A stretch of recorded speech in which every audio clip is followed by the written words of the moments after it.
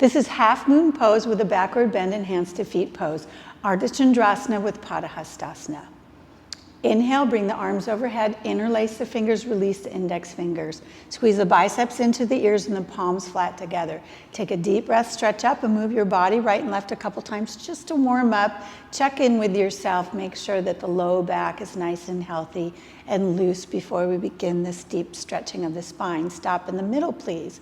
Take a deep breath, stretch up, nice and strong legs, belly firm, squeeze in, and on the exhale, upper body to the right, hips to the left into Ardachandrasana, half moon pose. From the side, it's making a nice crescent moon form. We're stretching open the left side rib cage and a little compression on the right side.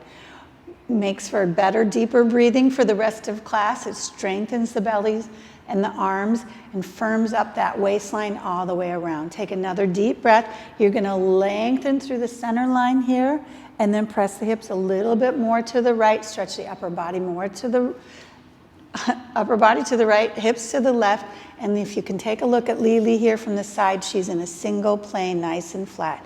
Inhale, come on up. Now we would do the same thing on the other side, but in the interest of time, we'll go right into backward bending. Take a deep breath, stretch up. Exhale, let the head drop back, shake it out so you don't have any stress in your neck there. Shoulder blades down the back. Lift up the heart and exhale, backward bend. You can ease into it if you're new to this or you're a little stiff. Press the hips forward, lift the heart up. Let the head drop back unless that hurts the back of your neck, and bring the arms way back. These are beautiful backward bends. It doesn't matter how deep you go. Everybody has different flexibility. Lift the heart, roll the eyes back, hips forward, weight in the heels, arms back, change. Inhale, come on up. And next is a U-turn, hinging forward at the hips with a flat back, straight spine. Bend your knees if you have a tender low back. If you don't, you can come forward with straight legs like Lili is here.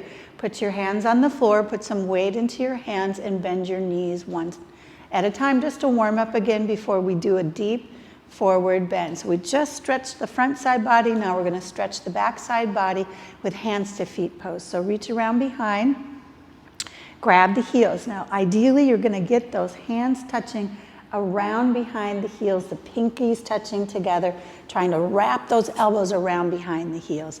Rolling the weight slightly forward, lifting the sit bones up to the sky, pulling on the heels, drawing the belly in to support your low back, letting the crown of the head drop down towards the toes, tucking your chin into your throat, choking your throat, trying to touch your face against your legs. This is beautiful. Lili's got lots of flexibility here. So you can see that her body is against her thighs, her chest against her knees, and her face against her shins. And the nice long stretch, you can see the whole backside body is stretching there from the heels all the way through the crown of the head. And release, everybody. Inhale, come up. You can come up with bent knees to protect your low back, or straight legs, straight spine. Inhale, stretch up, and exhale, arms down. All warmed up, ready for the rest of class.